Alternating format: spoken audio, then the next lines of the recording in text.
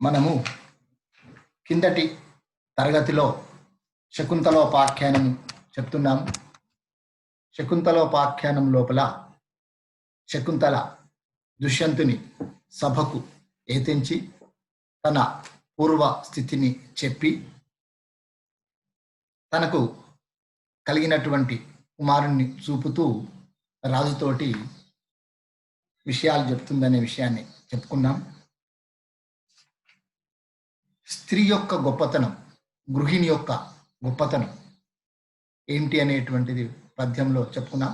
ధర్మార్థ కామసాధనకు ఉపకరణంబు, గృహనీతి విద్యకు గృహము విమల చారిత్ర శిక్షకాచార్యకంబు, అన్వయ స్థితికి మూలంబు సద్గతికి నూతము, గౌరవంబునకు ఏకకారణంబు ఉన్నత స్థిర గుణంబులకు ఆకరము, హృదయ సంతోషమునకు సంజనకంబు, భార్యయ చూవె భర్తకు నుండ్లు గావు ప్రియము, ఎట్టి ఘట్టములను ఎట్టి ఆపదలను ఎట్టి తీరములను ముట్టబడిన వంతలెల్ల వాయు నింతుల ప్రజలను పునర చూడగనిన జనులకెందు.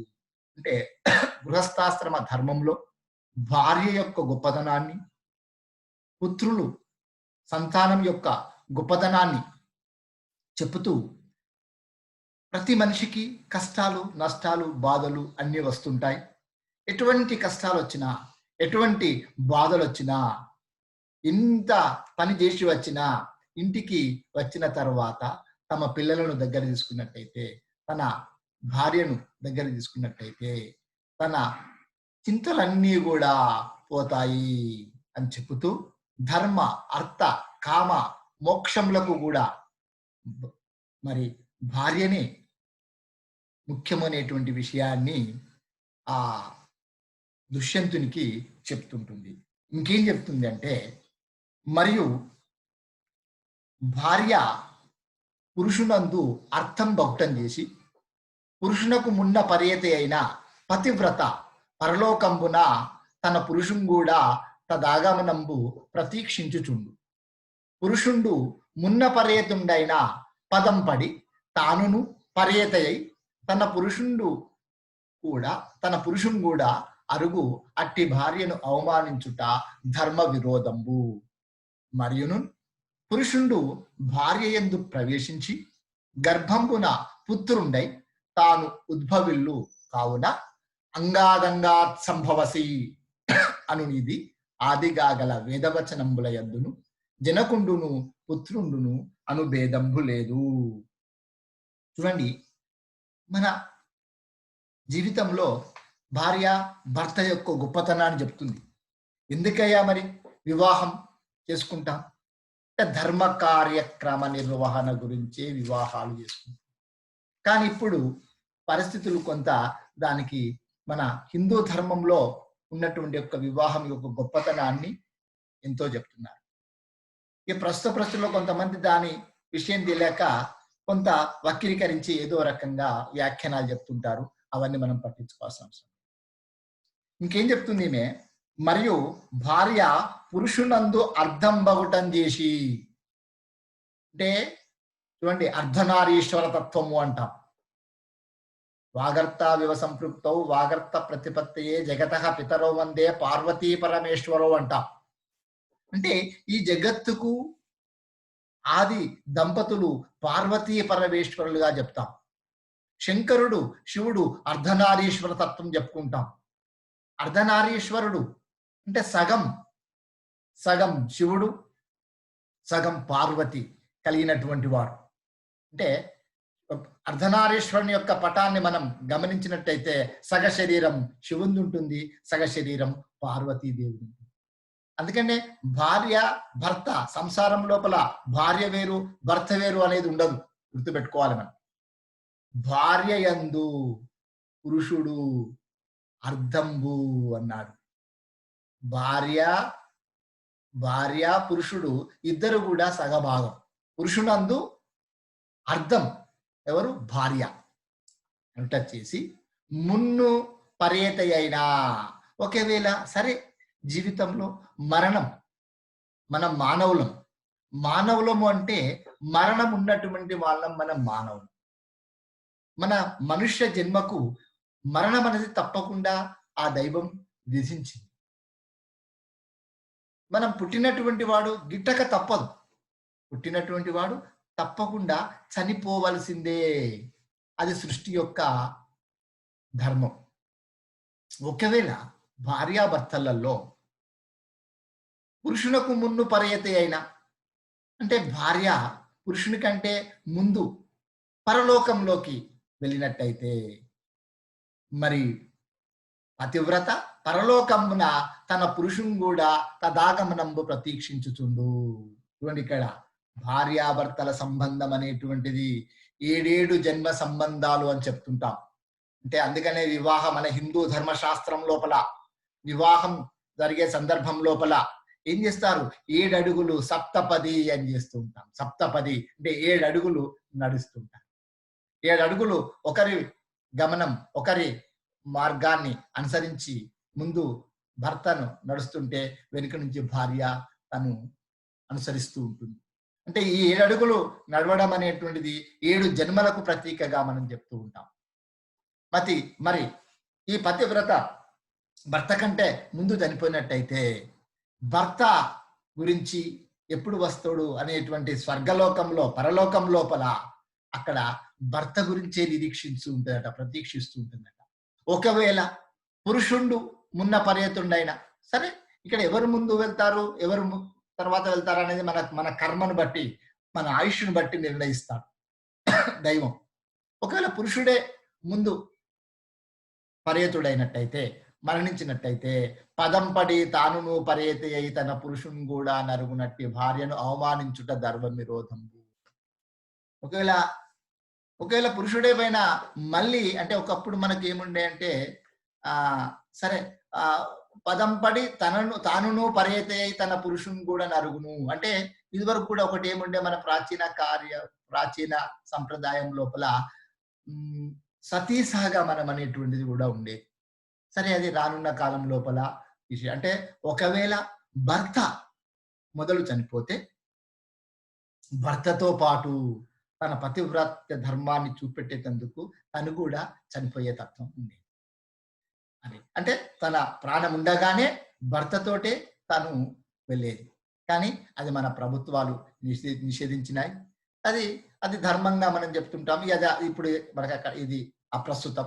కాబట్టి ఆ అరుగునట్టి భార్యను అవమానించుట అంటే, చూడండి, ఇక్కడ భర్త మీద ప్రేమ చేత తన ప్రాణాన్ని కూడా ఇచ్చేటందుకు సంసిద్ధురాలయ్యేటువంటిది భార్య.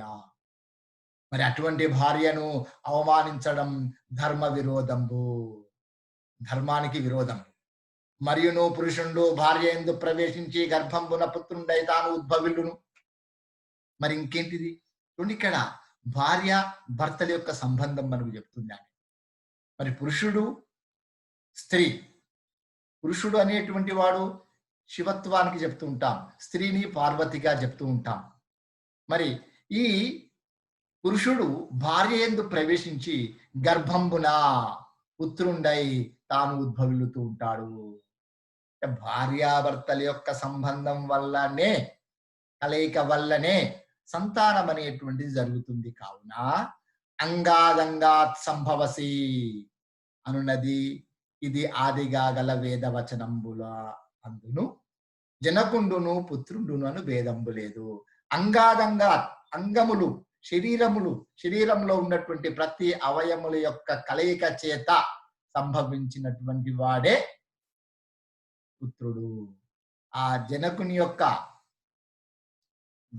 తల్లి యొక్క కలయిక వల్లనే మరి ఈ సంతానం అనేటువంటి జరుగుతుంది. కాబట్టి అంగాదంగా సంభవసి అన్నది ఆదిగా గల వేదవచనంబుల అందును జనకుండును పుత్రుడు అను భేదం లేదు. అంటే వేదాలే చెప్పినాయి మనకు. వేదాలలో జన్యు క్రమము ఎలా సంతానం కలుగుతుంది, పిండోత్పత్తి ఎలా జరుగుతుంది, మరి ఆ నవమాసములు తల్లి గర్భంలో ఆమె తల్లి ఎలా తన పిల్లలను మోస్తుంది అనేటువంటి విషయాన్ని కూడా వేదాలలో మనకు వేద వచనాలు చెప్పడం జరిగింది.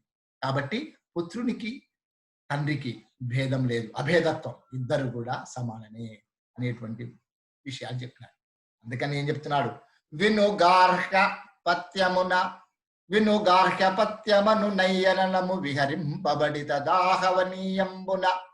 వెలుగునట్లు వెలుగును జనకుండు తాన్ పుత్రుడై నిత్య ద్యుతితోడన్.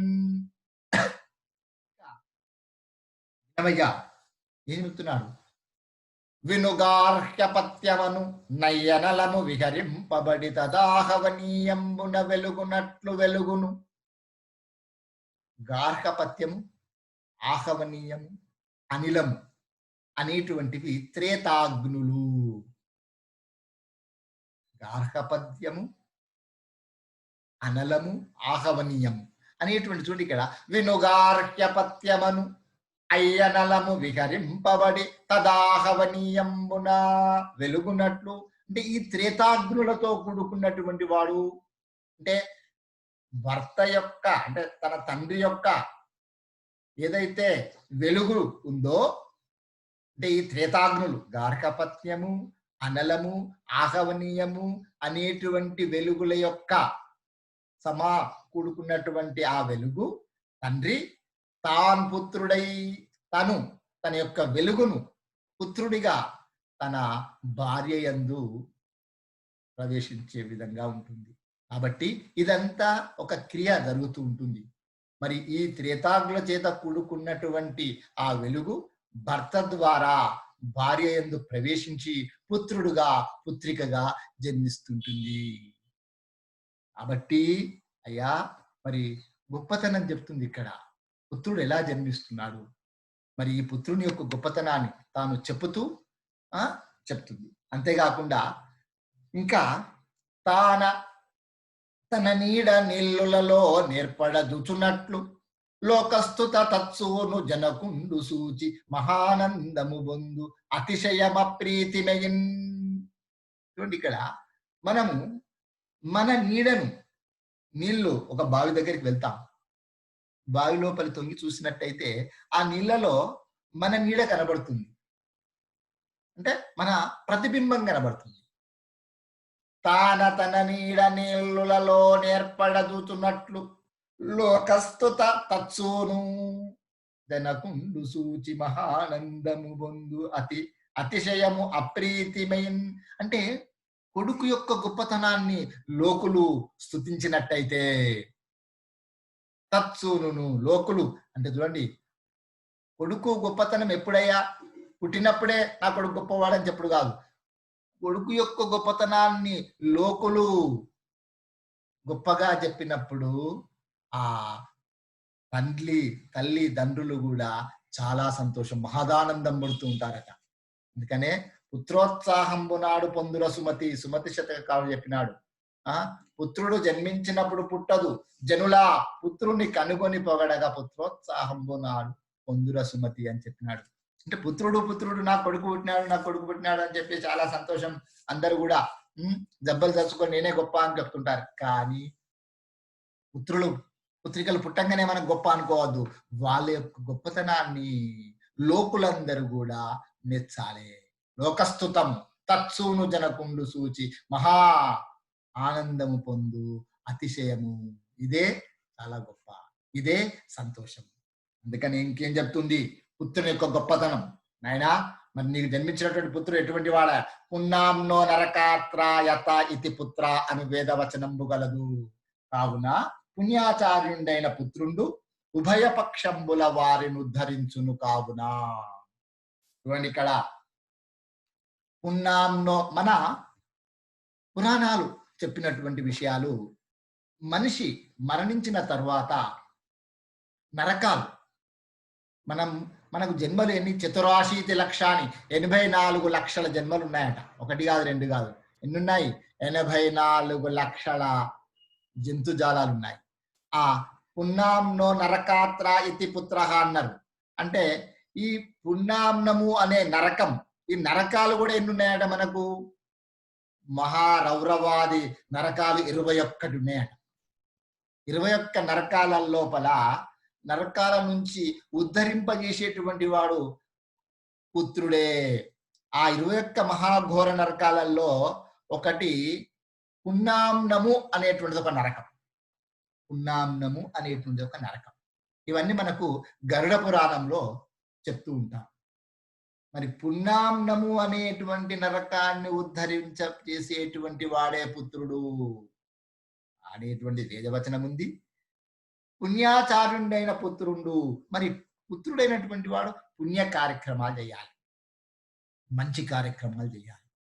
మంచి కార్యక్రమాలు చేసినట్టయితే తప్పకుండా అతడు తన పితృదేవతలను, ఉభయపక్షంబులను, ఒకటి కాదు, రెండు కాదు, ఎవరట ఉభయపక్షములు, అంటే ఇటు తల్లి వైపు, ఇటు తండ్రి వైపు, రెండు పక్షంలో కూడా అతడు ఉద్ధరిస్తూ ఉంటాడు. అది పుత్రుని యొక్క గొప్పతనము. అందుకని పున్నాంనో నరక త్ర యత ఇతి పుత్ర అనేటువంటి వేదవచనం. కావున పుణ్యాచార్యుడైనటువంటి పుత్రుండు ఉభయపక్షంబుల వారిని ఉద్ధరించును. కావున అంటే పుత్రుని యొక్క గొప్పతనాన్ని చెబుతూ ఇంకేం చెప్తుంది శకుంతలాదేవి, నీ పుణ్య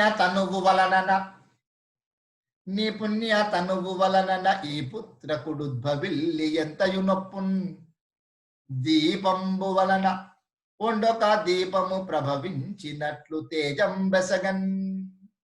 అయ్యా ఓ దుష్యంత మహారాజా, నీ యొక్క పుణ్య తను వల్ల, నీ యొక్క పుణ్యమైనటువంటి శరీరం వల్ల ఈ పుత్రకుడు ఉద్భవిలినాడు, జన్మించినాడు. ఇదంతయు కూడా ఒప్పు, నిజం. దీంట్లో ఏమాత్రము కూడా అబద్ధాలు లేవు. దీపంబు వలన ఉండొక దీపము ప్రభవించినట్లు తేజం బెసగన్. ఒక దీపం అంటేనే మనం దీపం అనేటువంటిది దేనికి, మనలో ఉన్నటువంటి అజ్ఞానం అనేటువంటి అంధకారాన్ని దూరం చేసేటందుకే దీప జ్వలితం చేస్తుంటాం. దీపాన్ని మనం వెలిగిస్తూ ఉంటాం. అంటే ఒక దీపం వెలిగించినట్టయితే 100 దీపాలు మనం వెలిగించేందుకు అవకాశం ఉంది. ఆ దీపంబు వలన ఒండొక దీపంబు, ఇంకొక దీపం, ఒక దీపం వెలిగించిన ఆ దీపం యొక్క కాంతి చేతనే, ఆ జ్ఞానం చేతనే ఇంకొక దీపాన్ని కూడా మనం వెలిగించేటట్లు నీ తేజం, నీ యొక్క కాంతి చేత ఇతడు నాకు జన్మించినాడయ్యా అని చెప్తూ, ఇది యథార్థం, ఇది సత్యం, ఇది నిజం, ఇది ఒప్పు, దీంట్లో ఎలాంటి అమృతాలు లేవు, అసత్యాలు లేవు అని చెప్తుంది. నీ పుణ్యతలు వలన ఈ పుత్రకుడు ఉద్భవిల్లి ఎంతయు నొప్పు దీపంబు వలన ఒండొక దీపము ప్రభవించినట్లు తేజం బెసగన్. ఇంకా చెప్తున్నాడు. మరి ఇంకా ఆ శకుంతలాదేవి చెప్తుంది, విపరీత ప్రతిభాషలేమిటికి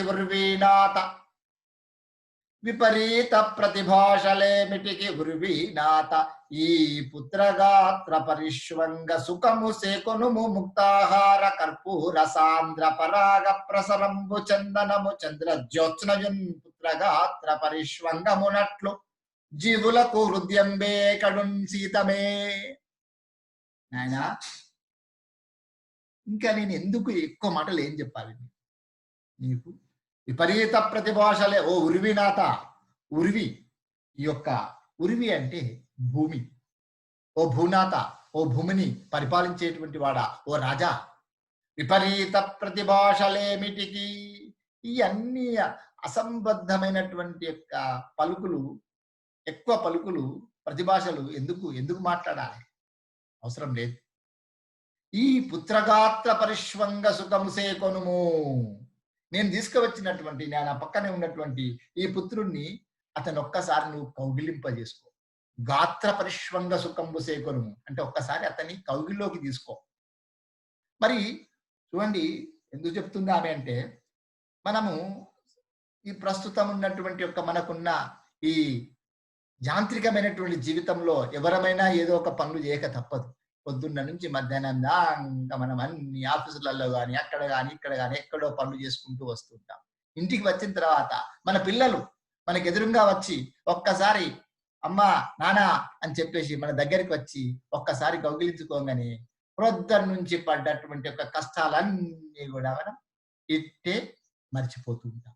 అంటే ఆ యొక్క గొప్పతనం, ఆ యొక్క అనుభవం, ఆ అది అనుభవైక వేద్యమే.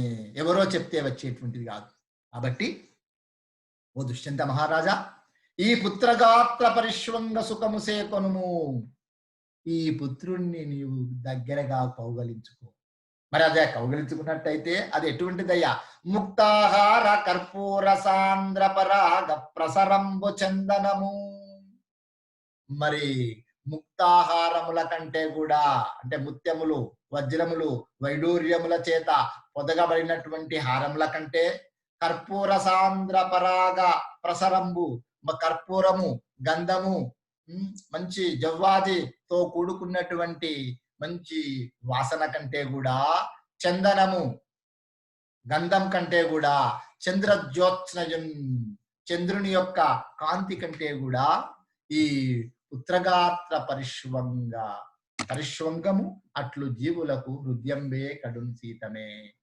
ఈ నీ యొక్క కుమారుణ్ణి కౌగిలించుకున్నట్టయితే అంత మంచి నీకు చల్లదనాన్ని ఇస్తుంది. అవన్నీ కూడా ముత్యాలు, హారాలు, తర్వాత చందనము, మంచి మంచి వాసనలు కలిపేటువంటివన్నీ ఎందుకు మనకు?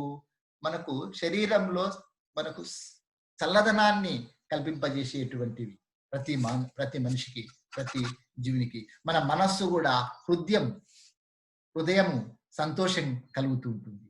మరి ఈ యొక్క పుత్రుణ్ణి నీవు గాత్ర పరిష్వంగం చేసుకున్నట్లయితే, కౌగిలించుకున్నట్లయితే అవన్నీ కూడా దీని ముందు ఎందుకు కొరగావు అని చెప్తున్నా. అంటే దీని ముందు అవి తక్కువనే అనేటువంటి. పుత్రగాత్ర పరిష్వంగమునట్లు జీవులకు హృదయంబే కడున్ సీతమే.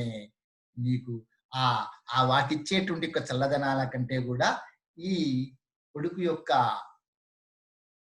కౌగిలి నీకు చాలా సుఖాన్ని, సౌఖ్యాన్ని ఇస్తుంది అని చెప్తుంది. విపరీత ప్రతిభాషలేమిటికి ఉరివీనాథ, ఈ పుత్రగాత్ర పరిష్వంగ సుఖము సేకొను ముక్తాహార కర్పూర సాంద్ర పరాగ ప్రసరంబు చందనము చంద్రజ్యోత్స్నయున్ను పుత్రగాత్ర పరిష్వంగమునట్లు జీవులకు హృదయంబే కడున్ శీతమే.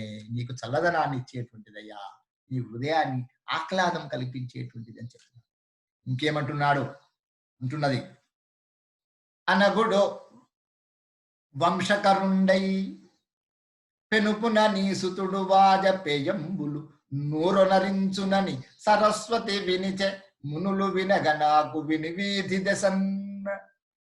ఆయన ఇంకేమంటున్నాడు? అనగుడు వంశకరుండై పెనుపున నీసుతుడు. ఈ యొక్క కుమారుడు వంశాన్ని ఉద్ధరింపజేసేటందుకు 100 వాజపేయ యాగాలు చేస్తారట అనేటువంటి విషయాన్ని ఆకాశవాణి ద్వారా సరస్వతీదేవి చెప్పింది అనేటువంటి విషయాన్ని వినువీధి ఆకాశవాణి ద్వారా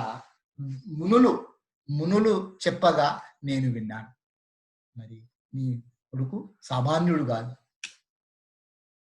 వంశాన్ని ఉద్ధరింపజేసేటువంటి వాడు. అటువంటి కుమారుణ్ణి భూరిగుణులు ఇట్టి కుల విస్తారకు ఉదార ధర్మ ప్రియ నిష్కారణమ తప్పజూడగ సారమతి చనుని నాటి సత్యము గలగన్. ఇంకేమంటున్నాడు? భూరిగుణులు ఇట్టి కుల విస్తారకు ఉదార ధర్మ ప్రియ నిష్కారణమ తప్పజూడగా సారమతి చనుని నాటి సత్యము గలగన్. అయినా నువ్వు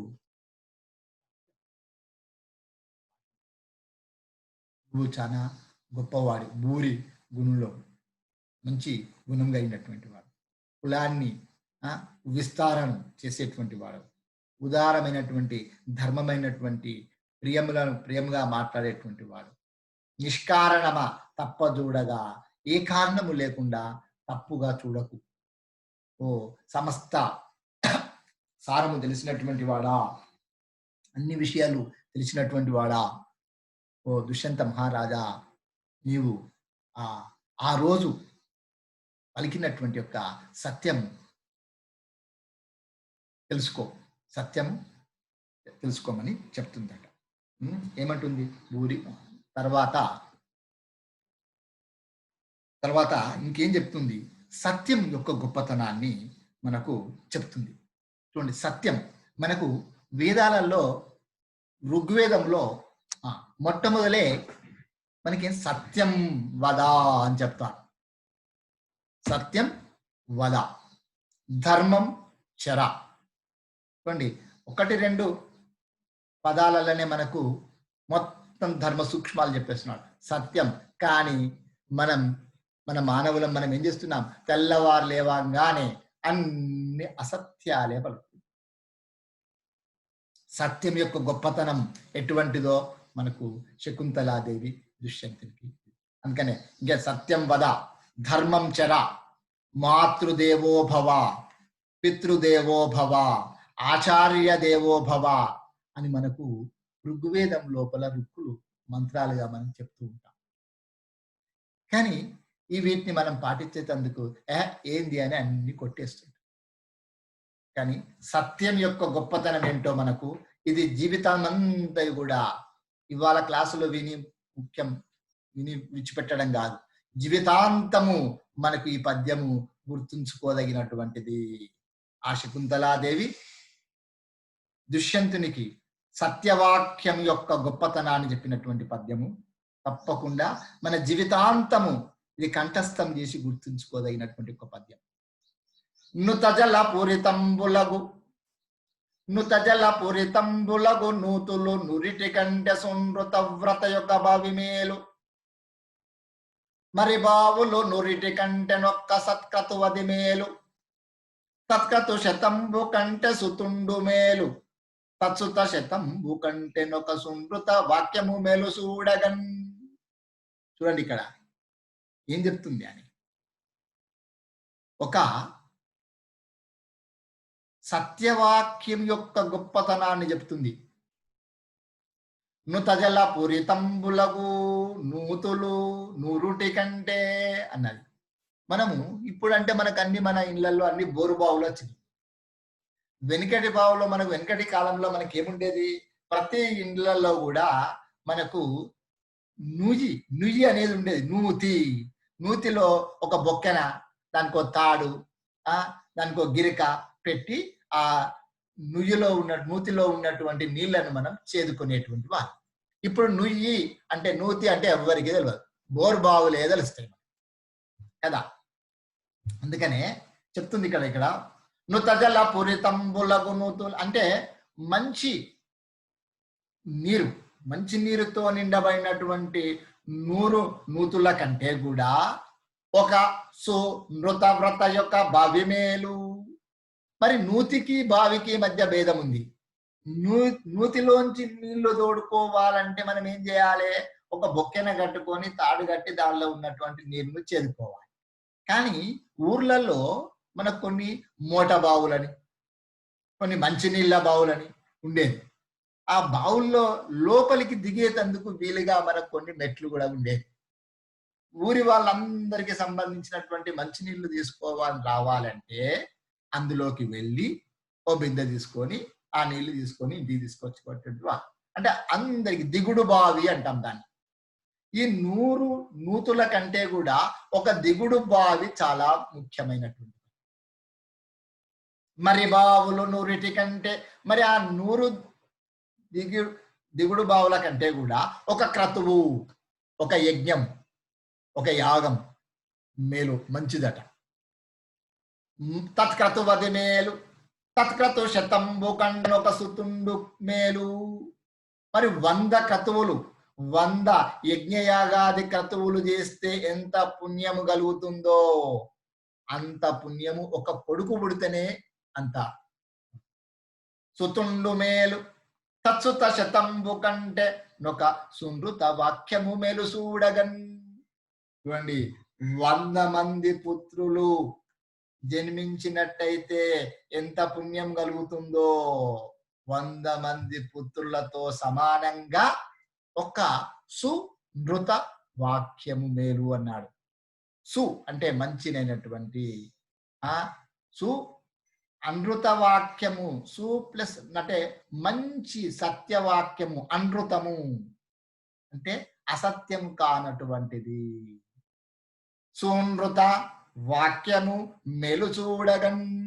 ఒక సత్యవాక్యం అసత్యం, అందుకనే అసత్యం అస్సలే పలకకూడదు, సత్యాన్నే పలకాలి.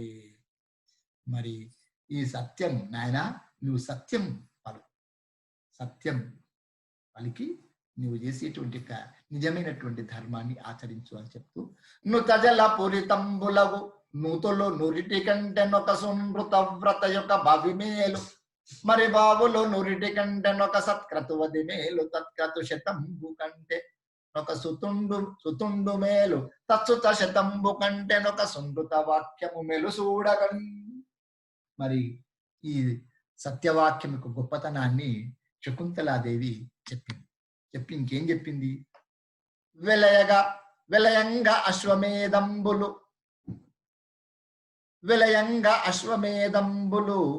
వేయును నొక్క సత్యమును నిరుగడలందుల నిడితూపగా, సత్యము వలనన ములుసూపు గౌరవంబున పేర్మిన్. మనకు పై పద్యంలో సత్యం యొక్క గొప్పదనాన్ని చెబుతూ ఇంకేం చెప్తుంది ఈ పద్యంలో? విలయంగా అశ్వమేధంబులు వేయును ఒక్క సత్యమును. చూడండి, మనము తరాజు అంటాం, తక్కడ అంటాం. తక్కడ అంటే ఏంటంటే రెండు వైపులా మనం కొలిసేతందుకు, జోకేతందుకు వీలుగా ఉన్నటువంటి దాన్ని మనం ఏమంటాం? ఒక తక్కడ అంటాం, లేదా తరాజు అంటాం. అశ్వమేధ యాగం, ఒక్క అశ్వమేధ యాగం చేస్తేనే ఎంతో విశేషమైనటువంటి పుణ్య ఫలితం కలుగుతుంది అంటాం. శ్రీరామచంద్రుడు అశ్వమేధ యాగం చేసినాడు, ధర్మజుడు అశ్వమేధ యాగం చేసినాడు, రాజసూయ యాగం చేసినాడు. అంటే ఒక అశ్వానికి పూజ చేసి దాన్ని మొత్తం దేశం మీద వదిలిపెడుతుంటారు. ఎవరైతే పరాక్రమవంతులు, వీరులు, ధైర్యవంతులు ఉన్నారో ఈ అశ్వాన్ని మీరు ఆపవలసిందంటారు. అప్పుడు ఆ వెనుక వచ్చినటువంటి సేన వాళ్ళను ఓడించి ఆ రాజ్యాన్ని హస్తగతం చేసుకుంటారు. లేదా మరి ఒక అశ్వమేధ యాగం చేయడం అంటే ప్రపంచంలో ఉన్నటువంటి రాజులందరినీ కూడా జయించినటువంటి వాడుగా అవుతూ ఉంటాడు. విలయంగా అశ్వమేధంబులు వేయును అంటే అటువంటి ఒక్క అశ్వమేధ యాగం కాదు, 1000 అశ్వమేధ యాగములు చేసినటువంటి యొక్క పుణ్యాన్ని, ఒక్క సత్యమును, ఒక్క సత్యం యొక్క గొప్పతనాన్ని ఇరుగడలందు నిడితూపగా, అంటే ఇరువైపులా, ఒకవైపేమో 1000 అశ్వమేధ యాగాలు చేసినటువంటి యొక్క పుణ్యఫలం, ఒకవైపేమో సత్యం యొక్క పుణ్యఫలాన్ని తూచినట్టయితే, ఇది పెట్టి తూపగా తూచినట్టయితే, సత్యము వలన ములుసూపు గౌరవంబున పేర్మిన్. సత్యము ఎటువైపైతే సత్యం ఉంటుందో అటువైపే ముళ్ళు, ఆ కాంట అది చూపెడుతుంటది. అంటే సత్యము వారిపై బరువు ఎక్కువ చూపెడుతుందట. 1000 అశ్వమేధ యాగాలు చేసిన ఫలితం కూడా సత్యం ముందు దిగదుడిపే. అందుకని మనము జీవితంలో కూడా సత్యం పలకాలే. ఒక్క చిన్న అబద్ధం ఆడడం చిన్నప్పటి నుంచే అలవాటు అయిందంటే పెద్ద పెరిగిన తర్వాత ఇంకా పెద్ద పెద్ద అబద్ధాలు ఆడేస్తుంటారు. అబద్ధాల వల్ల జీవితాలే సర్వనాశనం అవుతుంటాయి. కాబట్టి మనం దీంట్లో ఉన్నటువంటి శకుంతలాదేవి దుష్యంతునికి సత్యం యొక్క గొప్పతనాన్ని చెప్పింది అని ఈ సంవత్సరం చదువుకొని విడిచిపెట్టు కాదు. ఇటువంటి విషయాలన్నిటిని కూడా మన జీవితానికి అన్వయించుకోవాలి. సత్యం యొక్క గొప్పతనం అటువంటిది. సత్యం ఎప్పటికైనా అది నిప్పు లాంటిది. సత్యం మాట్లాడినట్టయితే మనకు ఎప్పటి కూడా మనకు మంచి జరుగుతుంది. కాబట్టి ఇంకేమంటుంది? సత్యం గొప్పతనాన్ని చెబుతూ, సర్వతీర్థాభిగమనంబు సర్వవేద సమధిగమము సత్యంబుతో సరిగావు. ఇంకేమంటుంది అంటే సర్వతీర్థాభిగమనంబు, ఎన్నో తీర్థయాత్రలు చేసిన, ఎన్నో వేదాలు మనం చదువుకున్నా అవన్నీ కూడా సత్యంతో సరిగావట. ఎరుగు ఎల్ల ధర్మంబులకెందు పెద్దయండ్రు సత్యంబు ధర్మజ్ఞులైన మునులు. ఏమంటున్నది ఆమె? సత్యమిక గొప్పత. సర్వ తీర్థాభిగమనంబు సర్వవేద సమధిగమం సత్యంబుతో సరియుగావు ఎరుగు మెల్ల ధర్మంబులకెందు పెద్దయండ్రు సత్యంబు ధర్మజ్ఞులైన మునులు. మరి ధర్మజ్ఞులు, ధర్మము తెలిసినటువంటి రాజ్ఞులు, విజ్ఞులైనటువంటి మునులు అన్నిటికంటే కూడా అన్ని ధర్మాలలోకెల్లా పెద్దది సత్యము అని చెప్తారట. వాళ్ళు తెలుసుకున్నారట. మహామునులు, మన మునులు అంటే ఇప్పటికీ కూడా మునులు కొంతమంది హిమాలయ పర్వతాలలో తపస్సులు చేసుకుంటూ కూర్చుంటున్నారని చెప్తాం. మరి వాళ్ళు ఈ లోక సంరక్షణ గురించి, లోక కళ్యాణం గురించి తమ జీవితాలనే ధారాదత్తం చేస్తున్నారు. మరి నీవు ఎన్ని తీర్థయాత్రలు చేసినా, ఎన్ని పుణ్యక్షేత్రాలు తిరిగినా, ఇంకెన్నెన్ని తిరిగినా అన్నిటి యొక్క పుణ్యము అంత ఏదైతుందో ఒక్క సత్యంతో కూడా సరిగావట. మరి ఇది సత్యం యొక్క గొప్పతనం. కానీ మనం ఏం చేస్తున్నాం? మన మానవులం తెల్లవారు లేచింది మొదలుగా అబద్ధాల పుట్టలే, అబద్ధాలే. ఫోన్ రాగానే ఫోన్ పట్టుకొని ఇంట్లో ఉండి తల్లి కానీ తండ్రి కానీ ఇంట్లో ఉన్నాడా మీ నాన్న అంటే ఆ లేడు అని చెప్పించు అని చెప్తుంటాం. ఇది ఎంతవరకు సమంజసం? ఇది చాలా చాలా తప్పు. సత్యమే పలకాలే, సత్యమే మనం పలికే ప్రయత్నం చేయాలి. సర్వ తీర్థాభిగమనంబు సర్వవేద సమధిగమము సత్యంబుతో సరియుగావు. చూడండి, ఇక్కడ సత్యంతో ఏది కూడా సమానం కాదట. ఎరుగు మెల్ల ధర్మం బులకెందు పెద్దయండ్రు సత్యంబు ధర్మజ్ఞులైన మునులు. ధర్మాన్ని తెలిసినటువంటి యొక్క మునులందరూ కూడా ఈ విషయాన్ని తెలుసుకున్నారయ్యా అని చెప్తున్నారు. కావున సత్యము మిక్కిలి గా విమల ప్రతిభదలచి కన్వాస్త్రమ సంభావిత సమయస్థితి దయగా వింపుము కొడుకు చూడు కరుణా దృష్టిన్. ఆయన ఇప్పుడు ఇంతవరకు నీకు ఈ విషయం అంతా సత్యం యొక్క గొప్పతనం చెప్తున్నాను. ఎందుకు చెప్తున్నానయ్యా? నువ్వేం చేసినావు? నేను సభకు ఎత్తించంగానే నేను తెలిసి కూడా తెలియదు అనేటువంటి ఒక భావాన్ని నువ్వు ప్రకటింపజేసినావు. అంటే నువ్వు అసత్యము, అబద్ధము చెప్తున్నావు. కాబట్టి కావున సత్యము మిక్కిలిగా విమల ప్రతిభదలచి, కావున సత్యం యొక్క గొప్పతనాన్ని నీవు, అది చాలా నిర్మలమైనటువంటిది, అది చాలా కాంతివంతమైనటువంటిది. సత్యము ఒక గొప్పతనాన్ని తెలుసుకున్నటువంటి వాడవై కణ్వాశ్రమ సంభావిత సమయస్థితి, మనము కణ్వాశ్రమములో పొందినటువంటి కణ్వాశ్రమ సంభావిత సమయస్థితి దయగావింపుము. మనము కణ్వాశ్రమములో పొందినటువంటి స్థితిని నీవు గుర్తుకు తెచ్చుకో, నీవు జ్ఞాపకం తెచ్చుకొని ఆ స్థితిని నా మీద దయచూడు, నా మీద ప్రేమ చూడు. మన ఇద్దరి యొక్క అంశ చేత జన్మించినటువంటి వాడే ఈ కుమారుడు. వీణ్ణి కరుణారస దృష్టి చేత, కరుణ ప్రేమ చేత నీ దృష్టిని అతని పైన ప్రసరింపజే, కరుణా దృష్టిని ప్రసరింపజే అని చెప్తూ నాయన సత్యం యొక్క గొప్పతనాన్ని శకుంతలాదేవి దుష్యంతునికి చెబుతూ వీని మీద, ఈ కొడుకు మీద ప్రేమపూరితమైనటువంటి కరుణా దృష్టిని ప్రసరింపజేయవయ్యా అని చెబుతూ మనకు సత్యం యొక్క గొప్పతనాన్ని శకుంతలాదేవి చెప్పింది. తర్వాత క్లాస్లో మిగతా పాఠ్యాంశాన్ని పూర్తి చేసుకుందాం.